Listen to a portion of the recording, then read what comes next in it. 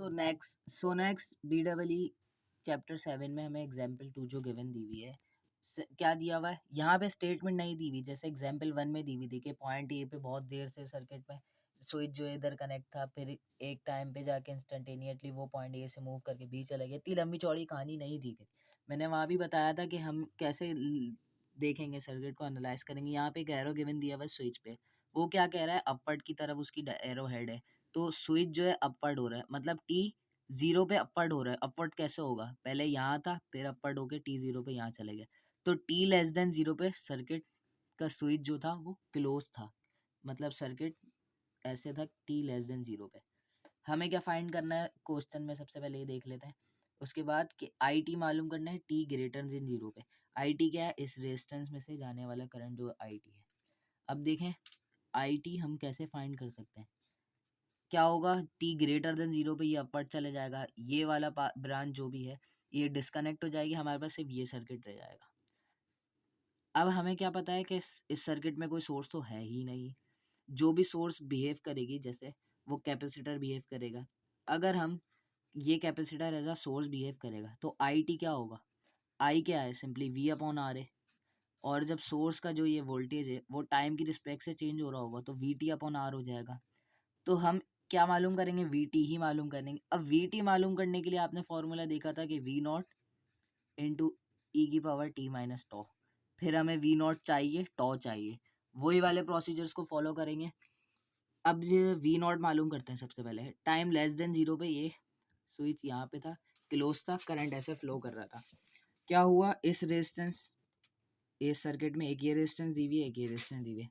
We not क्या है, इस कैपेसिटर के अक्रॉस वोल्टेज है। डीसी में क्या होगा, ये ओपन सर्किट हो जाएगा, ये वाली ब्रांच में से कोई करंट फ्लो नहीं होगा, ये ओपन सर्किट हो जाएगा, तो ये वाली ब्रांच पूरी हट जाएगी। अब इसके जो अक्रॉस था, जो वी नॉट होगा, जो वी नॉट होगा वही पैरेलल में सेम होता है, इसके पैरेलल ये वाले रेजिस्टर है। तो हम वी नॉट यहाँ से निकाल लें, जो यहाँ होगा वो जाहिर सी बात है यहाँ होगा।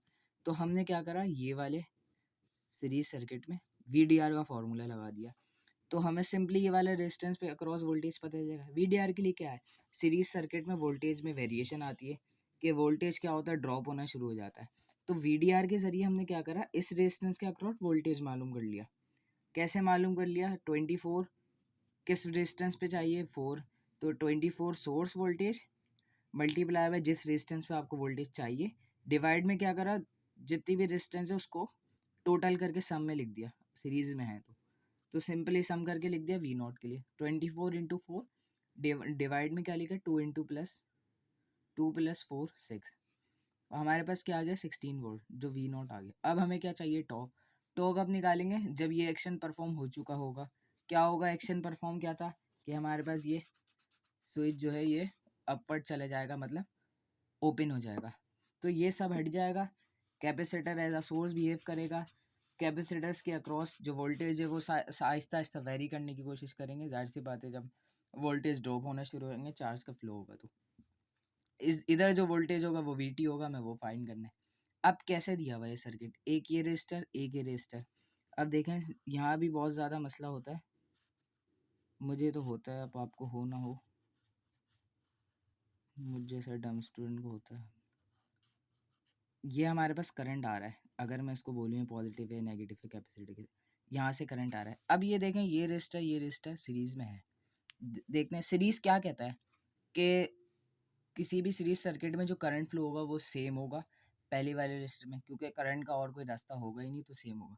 तो यही चेक करते हैं कि यहाँ पॉजिटिव से करंट आ रहा है, आ रहा है, आ रहा है, आ रहा है, यहाँ जा रहा है, इस रेजिस्टर में यही करंट आ रहा है, आगे भी यही करंट जा रहा है। अगर ऐसी कंडीशन हो रही है तो ये दोनों रेजिस्टर सीरीज में है, सिंपली इसको ऐड अप कर देंगे और एक इक्विवेलेंट रेजिस्टेंस जो इसका बना लेंगे। क्या है यहाँ पे रेजिस्टर, एक 5 ओम है, एक 4 ओम है,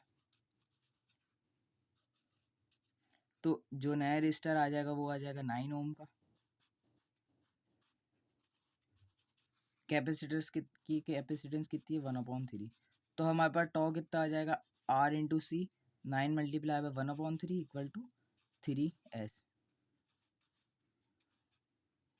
3s आ जाएगा। वी नॉट पता है, 3s पता है, टॉ सिंपली हमारे पास वी टी आ जाएगा। अब आगे जो मिसने कराया था वो मुझे समझ में नहीं आ रहा, जाहिर सी बात है, आ रहा है, मजाक कर रहा हूँ, मुझे समझ में आ रहा है लेकिन थोड़ा वो कॉम्प्लिकेटेड सा लग रहा है। सिंपली ये सर्किट भी ड्रॉ करवाया था, इसमें से जो करंट जो जा रहा है वो यहाँ से निकल रहा है, यहाँ से जा रहा है, यहाँ से जा रहा है, यहाँ से आ रहा है, वही करंट आई है। इसी को मालूम करना है हम टी ग्रेटर देन जीरो पे, इसलिए इसको वी टी बोल रहे हैं। अब क्या होगा, अगर आप देखें आपके पास एक सीरीज सर्किट है, यही वाला समझे, ये हमारे पास क्या है, वोल्टेज सोर्स है। सिंपली और सिंप्लीफाई करने की कोशिश ऐसे करते हैं कि ये रेजिस्टर है हमारे पास, ये वोल्टेज सोर्स लगी हुई है, ये कैपेसिटर को ही मैं वोल्टेज सोर्स बोल रहा हूँ, वी लिख दिया मैंने, वोल्ट मीटर नहीं है भाई, ये वोल्टेज से वेरी जो कर रहा है वी टी। वी टी की वैल्यू कितनी आई हुई है, 16 e की power minus t upon 3 volts. अब हमें पता है ये कितना है 5 ओम, ये कितना है 9 ओम। यहाँ से जो करंट आ रहा है वो यहाँ पे जाएगा, यहाँ पे जाएगा, तभी ये आई टी है। यही हमें मालूम करना है। कैसे मालूम कर सकते हैं, सिंपली ओम्स लॉ से मालूम कर सकते हैं। आई टी मालूम करने के लिए क्या करेंगे हम, वी टी अपॉन आर कर देंगे। अब यहाँ आर लेंगे दोनों का सम करके, जो इक्विवेलेंट रेजिस्टेंस होगी तभी तो टोटल करंट मालूम होगा। क्यों, करंट तो दोनों में सेम रहेगा, रेजिस्टेंस में सोर्स से आ रहा है, सीरीज कहता ही यही है कि करंट सेम रहेगा। अब करंट सेम रहने के लिए क्या करेंगे हम, टोटल करंट मालूम कैसे करेंगे, इक्विवेलेंट रेजिस्टेंस सर्किट की वोल्टेज सोर्स हमें पता है, वोल्टेज सोर्स भी कितना वोल्टेज है, पोटेंशियल सिंपली हम निकाल लेंगे। तो क्या करा हमने, आई टी निकालने के लिए आई टी, वी टी हमें कितना दिया हुआ है 16 ई की power minus t upon tau, R हमें कितना दिया हुआ है 9। सिंपली हम ये लिखेंगे, हमारे पास ये आंसर आ जाएगा एम्पेयर में, सॉरी ये हमारा आंसर हो जाएगा। यही आंसर आ रहा है इससे भी, अगर आप इस तरीके से करेंगे। इसमें क्या करा है, सिंपली बहुत ज़्यादा लंबी चौड़ी करिए, लंबी चौड़ी नहीं करी, करने की कोशिश करते हैं। आई टी है, simple formula C D V into D T. C हमें दिया हुआ है 1/3, माइनस माइनस को भूल जाए, अभी कुछ भी नहीं है, बल्कि अलग ही करने की कोशिश करते हैं। I into T, C D V upon D T, ये फार्मूला है। सी हमें कितना दिया हुआ है 1/3 दिया हुआ है, d upon D t, voltage हमें कितना दिया हुआ है 16 ई की power minus t upon tau. इससे भी करने की कोशिश करते हैं, टो क्या था, 3 था। क्या हुआ, वोल्टेज का अगर हम डेरिवेटिव लेंगे, इसका इस फंक्शन का डेरिवेटिव लेना है, सी ई की पावर माइनस टी अपॉन 3, ये हमारे पास कांस्टेंट है, बाहर चले जाएगा। सिंपली ई की पावर माइनस टी अपॉन 3 का डेरिवेटिव लेंगे हम, क्या हो जाएगा, ई की पावर माइनस टी अपॉन 3 तो ऐसे ही आ जाएगा, फिर टी अपॉन 3 का दोबारा डेरिवेटिव होगा तो आ जाएगा -1/3, ऐसे ही होगा, -1/3 आ जाएगा। और क्या है इसके साथ, पहले हमने डेरिवेटिव निकाला है अभी, इससे पहले कैपेसिटेंस थी 1/3। अब इसको मल्टीप्लाई बाय 1/3 करेंगे तो क्या हो जाएगा, 9, 3 3 3 9, 16 अपॉन,